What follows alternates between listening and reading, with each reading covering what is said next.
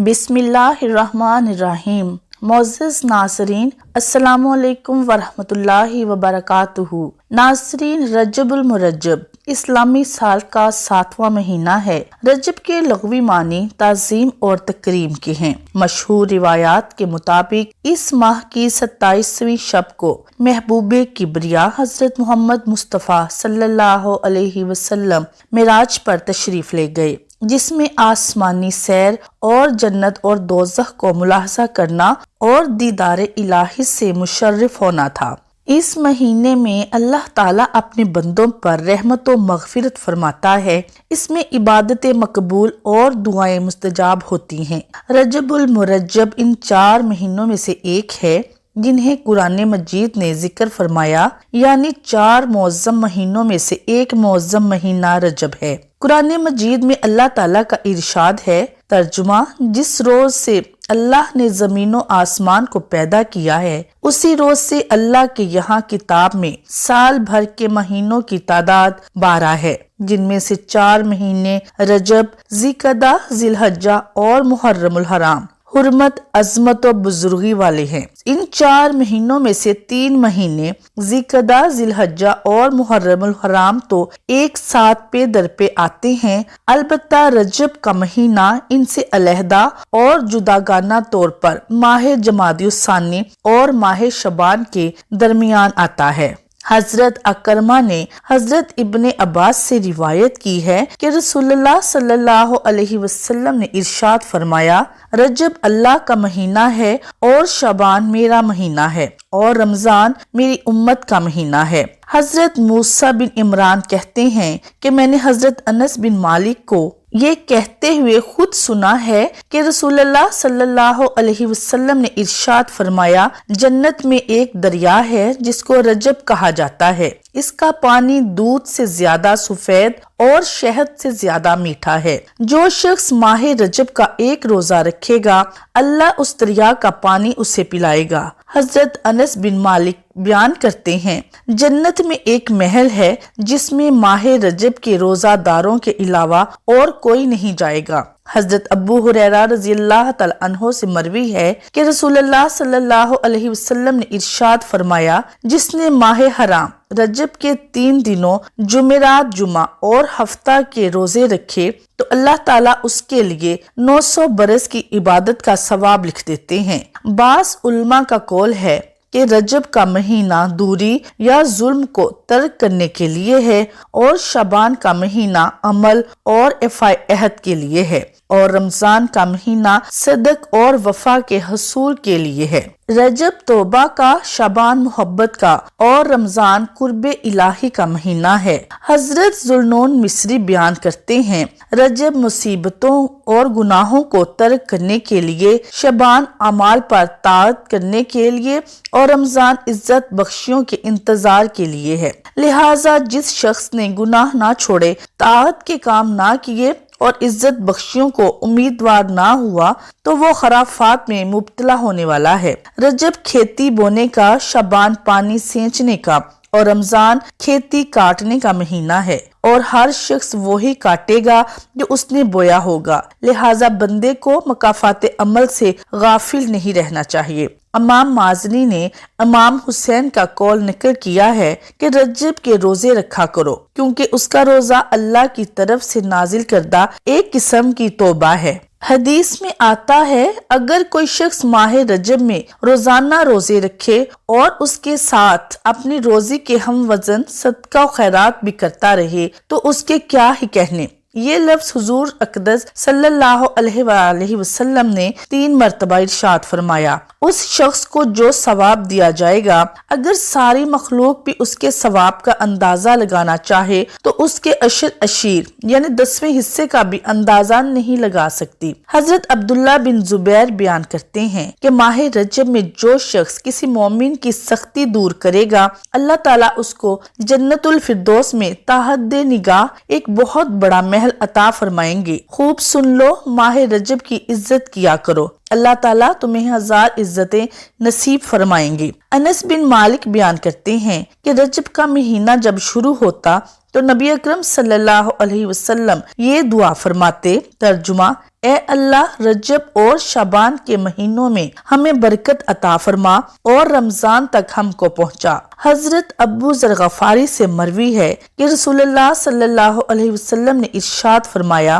جس شخص نے ماہ رجب کا پہلا روزہ رکھا اس کے ثواب کو مہینہ بھر کے روزوں کے ثواب کے بقدر قرار دیا جائے گا، اور جس شخص نے 7 روزے رکھے اس پر جہنم کے 7 دروازے بند کر دیے جائیں گے، اور جس شخص نے 8 روزے رکھے اس کے لیے جنت کے 8 دروازے کھول دیے جائیں گے، اور جس شخص نے 10 روزے رکھے اللہ تعالیٰ اس کے گناہوں کو نیکیوں سے تبدیل فرما دیں گے، اور جس شخص نے ماہ رجب کے 18 روزے رکھے تو ایک پکارنے والا آسمان سے پکارے گا کہ اللہ تعالیٰ نے تیرے پچھلے تمام گناہ معاف فرما دیے ہیں، لہٰذا اب نئے سرے سے تو عمل کرنا شروع کر دے۔ حضرت سلامہ بن قیس بیان کرتے ہیں کہ رسول خدا صلی اللہ علیہ وسلم نے ارشاد فرمایا، جو شخص ماہ رجب کے پہلے دن کا روزہ رکھے گا اللہ تعالیٰ اس کے 60 برس کے گناہ معاف فرما دیتے ہیں، اور جو شخص 15 دنوں کے روزے رکھے گا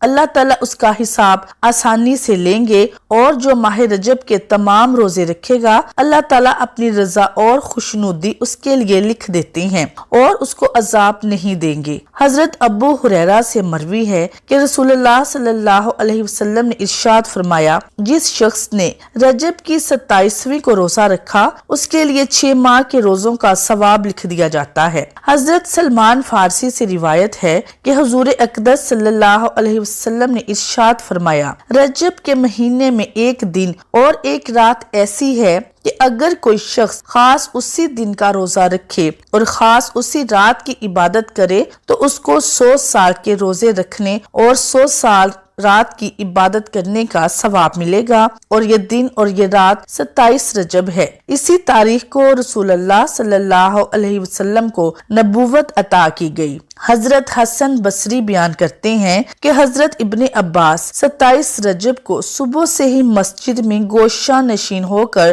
ظہر کے وقت تک نماز میں مشغول رہتے، ظہر کے وقت کچھ نوافل وغیرہ پڑھ کر 4 رکعتیں ادا کرتے، جن کی ہر ایک رکعت میں سورہ فاتحہ 1 بار، سورہ فلق اور سورہ ناس 1 بار، سورہ قدر 3 بار اور سورہ اخلاص 50 بار پڑھتے تھے۔ اس کے بعد عصر کے وقت تک دعا میں مشغول رہتے، کیونکہ رسول اللہ صلی اللہ علیہ وسلم بھی ایسا ہی فرمایا کرتے۔ روایت ہے کہ حضرت عمر بن عبد العزیز نے حجاج بن ارطاط یا عدی بن ارطاط کو لکھا کہ سال بھر میں 4 راتوں کی عبادت کا التزام رکھا کرو، ان میں اللہ تعالیٰ خاص طور پر اپنی رحمت بہاتے ہیں۔ رجب کی پہلی رات، نصف شعبان کی رات، 27 رمضان کی رات اور عید الفطر کی رات۔ حضرت خالد بن معدان بیان کرتے ہیں کہ سال میں 5 راتیں ایسی ہیں کہ جو شخص ان کے مقرر کردہ ثواب کی امید کر کے اور مقرر کردہ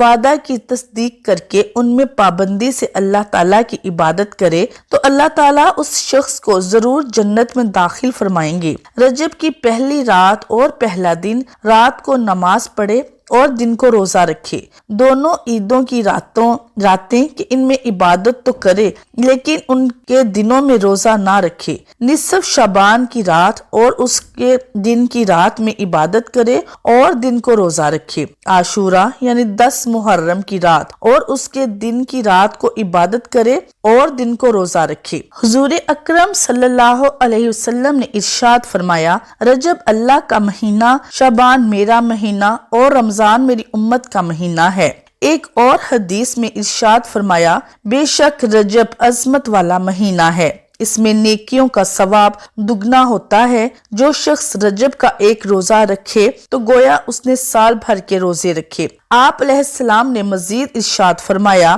رجب کی فضیلت باقی مہینوں میں ایسی ہے جیسے محمد صلی اللہ علیہ وسلم کی فضیلت باقی انبیاء پر ہے، اور رمضان شریف کی فضیلت باقی مہینوں میں ایسی ہے جیسی اللہ تعالیٰ کی فضیلت تمام بندوں پر۔